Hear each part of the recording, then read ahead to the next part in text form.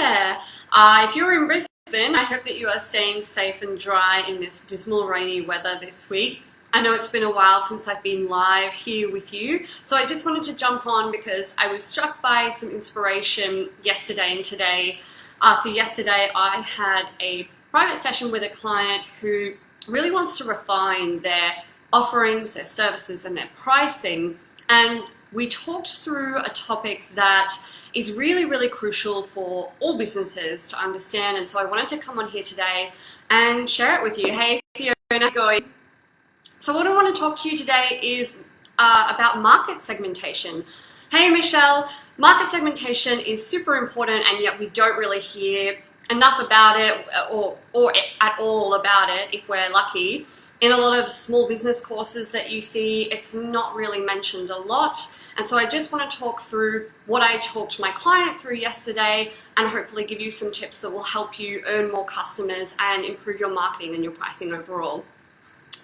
Great to see you guys. Thanks for joining in. So what we went through yesterday was I had a look at the client's website, and they had their services offerings on their website by the number of outputs that they had that a client could choose from. So I looked through, and they had different sections and different points that people could choose, and there were certain amounts of services, certain amounts of times with this client that a customer could have, and it was all output based. So it was, you can have this much time, or this much time, or this many per week, or this many per week. And there were quite a lot of options in there. Oh, hey Melinda, thank you. So there were a lot of options in there. Now, when there are a lot of options in there and it's output based, this can be really confusing for a customer. The thing that's really difficult for us as a seller to understand is that the customer does not know what we know. We as the professional, the business owner, we know our stuff so well that we kind of assume that everyone knows it as well. And this is a human bias that's present in all people, whether you're a seller or not. We kind of assume that all of the knowledge that we have, everyone else pretty much knows the same stuff. And so as a seller or a business owner, you probably have a little bit of a tendency to think that your customers might know more about what you do than they actually do. So back to the website. Looking through the website as someone who wasn't familiar with the industry as a customer, it was quite confusing, and that was one of the issues that was there. Now, this is a very common problem that I come across in probably 98% of the people that I work with. Usually the offerings are output based because you know your offering so well.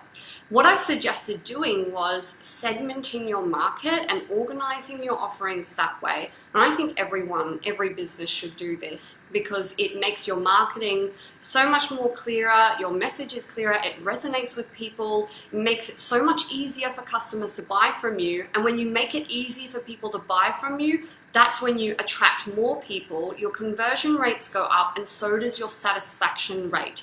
People like to feel like they are smart and like they are competent, capable beings. So if you can give them a buying process that is really easy for them, this is just going to improve that process overall. A really great way to define market segmentation is to use an example. I really like the example from LinkedIn. This is something that Mark Stiving taught me, and I want to share it with you now. So if you go to buy LinkedIn Premium, you'll find that there are 4 options to go with a paid version of LinkedIn.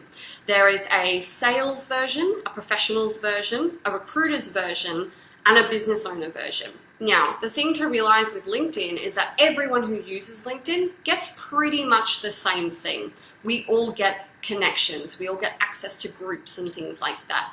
But we all use LinkedIn for different reasons. We come to LinkedIn for different problems that we have, different goals that we have. The reasons that a recruiter wants to use LinkedIn is going to be totally different to why a sales professional is going to want to use LinkedIn, and is totally different again to why a business owner wants to use LinkedIn, and so on and so forth. If LinkedIn just had options that were based on their outputs, based on number of messages, number of groups, number of this, that, or the other, might be a bit more confusing and their conversion rates might not be so high, and therefore they also wouldn't have the pricing power that they have. But because they've segmented their market, this means that they've done the effort, they've done the research to know their customers well. They know why people are using their platform, and they know what problem you're trying to solve with their platform. And they are leveraging that by offering these options that are tailored not to their outputs and what they understand, but tailored to you and what problems you are having and how they might be able to solve it. That's why they've segmented their market by those kinds of problems. Hey Anushka, good to see you. So by choosing one of those, you as a customer or me as a customer, we're able to actually self-select into a market segment. And then in each of those 4 options within there, they have other pricing options, and that goes down into price segmentation, because each person in a different market segment is going to have a different willingness to pay as well. So you can take this quite a bit further as well. But the main point that I wanted to share with you today is that when you're thinking about your offerings, when you think about what you have listed on your website, is it done and listed and grouped in such a way that it makes sense to you because it's based on your outputs and what you can deliver? Or is it based on why the customer is coming to you in the first place? Is it something that's going to make sense to them?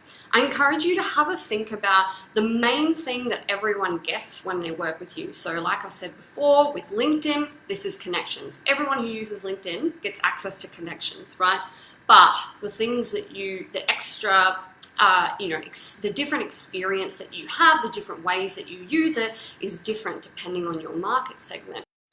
Have a think for everyone who works with you, what does everyone get? But then have a think about whether you can break people up into distinct market segment groups based on the kind of problem they have. Maybe you'll look at your list of customers and think, okay, well, this group here has this problem, this is why they come to me. This group here has this problem, that's why they come to me.